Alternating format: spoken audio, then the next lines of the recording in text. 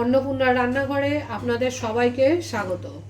आज के आमी आपनादेर देखाबो माछेर माथा दिए बाँधाकपि। तार जोन्नो लागबे आमी 1.5 केजी ओजनेर एकटा बाँधाकपि नियेछि। निये बाँधाकपिटा एइभाবে छोटो छोटो करे केटे नियेछि। आर निये नियेछि दुटो कातला माछेर माथा, बड़ो कातला माछेर माथा दुटो, दुटो मिडियाम साइजेर आलू किউবিক করে এইভাবে ছোট ছোট করে ডুমো ডুমো করে কেটে নিয়েছি। নিয়েছি দুটো টমেটো, ছোট টমেটো দুটো কেটে নিয়েছি। 250 বা 300 মতো মটরশুঁটি ছাড়িয়ে নিয়েছি। আর মশলায় লাগবে আমার 2 চামচ আদা বাটা, 2 চামচ বলতে 2 টেবিল স্পুন, 1.5 টেবিল স্পুন ধনের গুঁড়ো, 1 টেবিল স্পুন জিরের গুঁড়ো, 1.5 টেবিল স্পুন লঙ্কার গুঁড়ো। আমি 1.5 টেবিল স্পুন দিয়েছি, আপনারা যদি ঝাল কম খান 1 টেবিল স্পুন দেবেন। 1 টেবিল স্পুন চিনি আর নুন, হলুদ, তেল। রান্না করতে আমি সাদা তেলে করছি, আপনারা সরষে তেলেও করতে পারেন। আর তাছাড়া শেষে লাগবে আমার একটু ঘি এবং গরম মশলা। সবার প্রথমে আমি মাছের মাথাটা ভালো করে নুন হলুদ মাখিয়ে মিনিট 5 রেখে, মিনিট 5 বলতে যতক্ষণে আমার তেলটা গরম হবে ততক্ষণ মাখিয়ে রেখে দিলেই হবে। ভালো করে মাখিয়ে রেখে দিতে হবে। তারপরে সবার প্রথমে আমাকে মাথাটাই ভেজে নিতে হবে।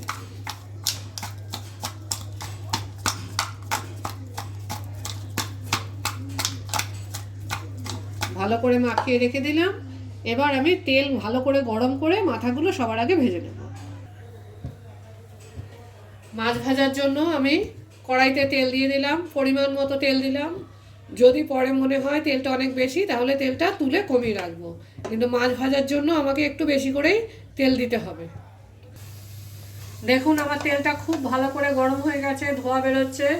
মাছ ভাজার সময় কিন্তু সব সময় তেল খুব ভালো করে গরম করে নিতে হবে, না হলে মাছ লেগে যাবে। এবার আমি মাথাগুলোকে ছেড়ে দেব।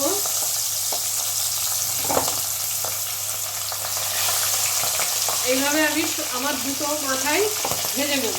মাথা ফাটে তাই আমি একটু ঢেকে দিচ্ছি। 3 মিনিট পরে খুলে আবার এটাকে উল্টে দেবো। দেখুন উল্টে দিচ্ছি। মাছের মাথাটা উল্টে দিতে হবে।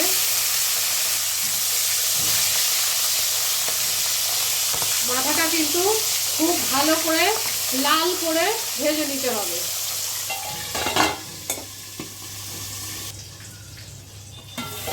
আবার দেখে নিচ্ছি। দেখুন মাথাটা এবার ভাজা হয়ে গেছে। যদি মনে হয় এই পাশটা আরেকটু ভাজা হবে তাহলে আবার উল্টে দিয়ে আরেকটু ভেজে নিলেই হবে। দেখুন আমার মাথাটা ভাজা হয়ে গেছে, দুপাশেই বেশ লাল করে। আমি তুলে নিচ্ছি। বাকি মাথা দুটো এবার আমি ভেজে নেব এইভাবেই।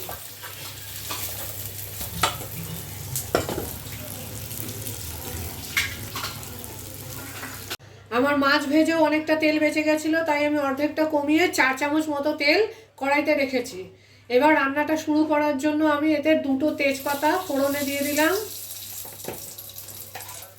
আর এই 1/2 চামচ মতো গোটা জিরে ফোড়ন দিলাম।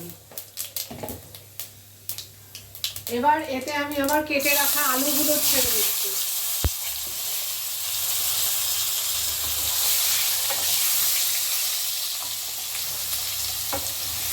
আলুগুলো একটু নেড়ে লালচে হয়ে আসলে তারপরে আমি মশলা দেব। আলুগুলো নাড়িয়ে একটু ভাজা ভাজা করে নিতে হবে। দেখুন আলুটা পুরোপুরি ভাজা হয়নি, কিন্তু লালচে হয়ে ভাজা হয়ে গেছে, এর কাঁচা ভাবটা চলে গেছে। এবার আমি এতে দিয়ে দেবো আমার ওই 2টো কেটে রাখা টমেটো।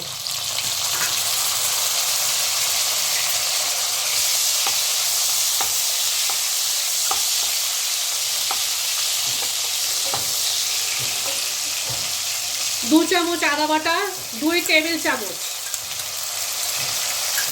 1.5 চামচ ধনের গুঁড়ো, 1 চামচ জিরের গুঁড়ো, 1.5 চামচ লঙ্কার গুঁড়ো। আপনারা ঝাল কম খেলে 1 চামচ দেবেন। আমি যেহেতু মাছের মাথাটা নুন দিয়ে ভেজেছি তাই এখানে 1 টেবিল স্পুনই নুন দিলাম। পরে লাগলে আবার দেবো, না হলে কিন্তু নুন বেশি হয়ে যেতে পারে। আর এই 1 টেবিল স্পুন হলুদ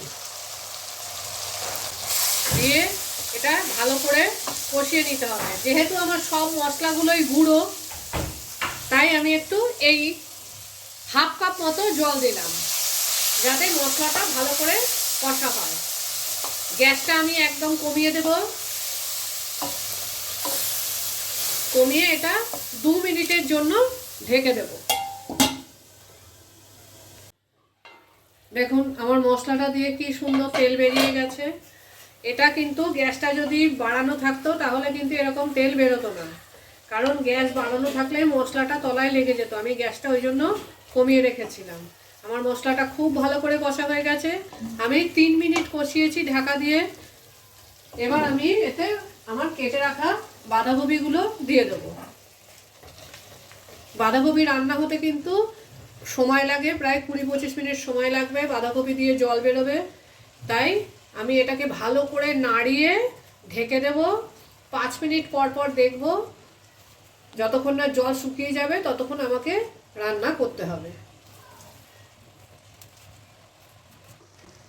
দেখে মনে হচ্ছে একদম ভরে গেছে, কড়াইতে ধরবে না, কিন্তু তা নয়। একটু পরেই এটা দিয়ে জল বেরিয়ে কমে যাবে। এখন আমি নাড়াতে পারছি না, কিন্তু 5 মিনিট ঢেকে দিলে জল বেরিয়ে গেলে কফিটা একটু নরম হয়ে যাবে, তখন কিন্তু আমি নাড়াতে পারবো। এখন আমি গ্যাসটা মিডিয়াম করে 5 মিনিট ঢেকে দিচ্ছি। দেখুন 5 মিনিট পরে কতটা নিচে নেমে গেছে। এবার আস্তে আস্তে এটা কমবে। আমি এটাকে নাড়িয়ে দিই।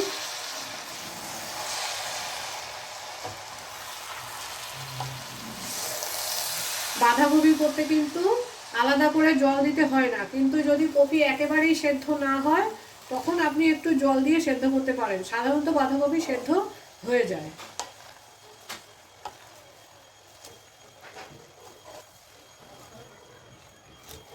এইভাবে 5 মিনিট পর পর নাড়িয়ে নাড়িয়ে আমাকে কপিটা পুরো সেদ্ধ হয়ে শুকনো হয়ে যাওয়া পর্যন্ত রান্না করতে হবে।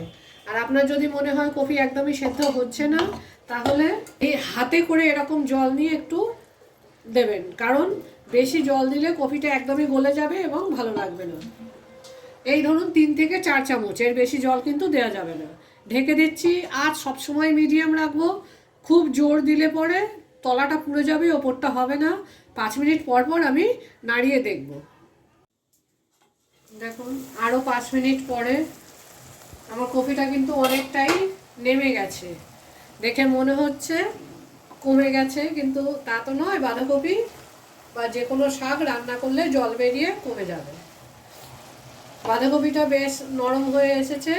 এবার আমি আমার ছাড়িয়ে রাখা মটরশুঁটিগুলো দিয়ে দেবো। মটরশুঁটি প্রথমে দিলে সব গলে যাবে আর একটাও খুঁজে পাওয়া যাবে না, তাই মটরশুঁটিগুলো একটু পরে দিতে হয়, মিনিট 10 পরে, যখন কপিটা অর্ধেক নরম হয়ে আসে। এইভাবে আমি নাড়িয়ে রান্না করতে থাকবো। 5 মিনিট পর পর খুলে দেখব, যতক্ষণ না কপিটা পুরো সেদ্ধ হয়ে শুকিয়ে যাচ্ছে। আঁচটা মিডিয়ামই রাখবো। দেখুন কফি দিয়ে কিন্তু অনেকটাই জল বেরিয়ে গেছে।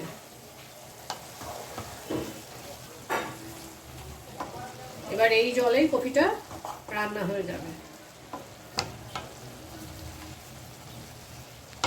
এবার আবার 5 মিনিটের জন্য ঢেকে দেবো। এইভাবে আমি 5 মিনিট পর পর খুলে দেখবো, কফিটা যেন তলায় লেগে না যায়।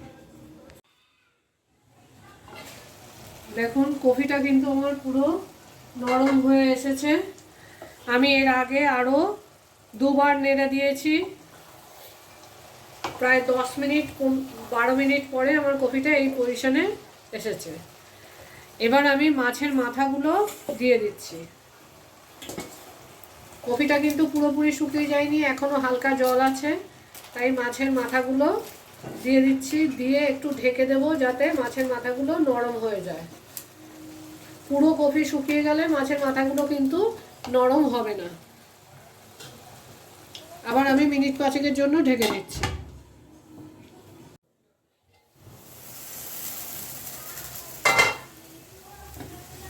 দেখুন মাথাগুলো সব নরম হয়ে গেছে, নিজে নিজেই ভেঙে যাচ্ছে। একটু খুন্তি দিয়ে চাপ দিলেই মাথাগুলো ভেঙে যাচ্ছে। আমি এভাবে মাথাগুলো সব ভেঙে দেব।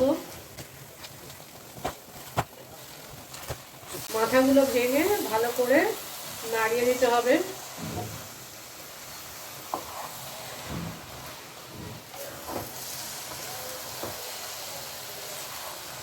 এবার আমাকে কপিটা ঢাকা দিয়ে দিয়েই রান্না করতে হবে, কিন্তু 2 মিনিট পর পর দেখতে হবে, যেহেতু জল শুকিয়ে গেছে, না হলে কিন্তু কপিটা তলায় ধরে গেলে আর ভালো লাগবে না। দেখুন আমার কপিটা কিন্তু বেশ মাখা মাখা হয়ে এসেছে। এবার আমি গ্যাসটাকে ফুল করে দেব, আর ঢাকা দেওয়ার দরকার নেই।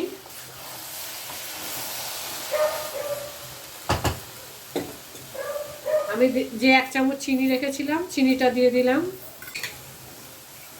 এবং 2 টিস্পুন গরম মশলা দিয়ে দিলাম।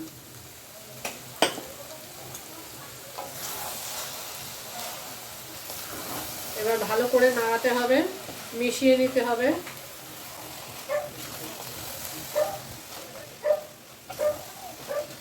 গ্যাসটা কিন্তু আমি বাড়িয়ে দিয়েছি। এবার কপি আমার হয়ে গেছে।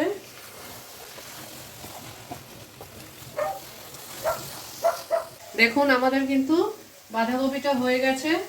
এবার আমি এতে 1 চামচ মতো ঘি দিয়ে দেব। ঘি দিলে যে কোনো রান্নারই গন্ধ কিন্তু খুব ভালো হয়। আমি এতে 1 চামচ মতো ঘি দিয়ে দেব। এবার আমি গ্যাসটাকে নিভিয়ে দিচ্ছি। গ্যাস কিন্তু আমি নিভিয়ে দিয়েছি। ঘিটা দিয়ে ভালো করে নাড়িয়ে নেব। সুন্দর গন্ধ হয়েছে, খেতেও খুব সুস্বাদু হয়েছে। আপনারা বানাবেন, খাবেন এবং কমেন্ট করবেন। আমাদের মাছের মাথা দিয়ে বাঁধাকপি রেডি। এটা আপনারা গরম ভাত, পরোটা, রুটি সব কিছুর সাথেই সার্ভ করতে পারেন। এখন আমাদের মাছের মাথা দিয়ে বাঁধাকপি কিন্তু তৈরি হয়ে গেছে। আপনারা অবশ্যই বানাবেন, খাবেন এবং কমেন্ট করবেন। আমার ভিডিওটি ভালো লাগলে লাইক ও শেয়ার করবেন। আপনাদের যদি এই রেসিপিটা ভালো লেগে থাকে, মাছের মাথা দিয়ে বাঁধাকপির ঘন্ট, তাহলে আমাদের চ্যানেলকে লাইক, শেয়ার আর সাবস্ক্রাইব করে নিন আরও অনেক নতুন রেসিপি দেখার জন্যে। আর বেল আইকনটা প্রেস করতে ভুলবেন না কিন্তু। Thank you for watching.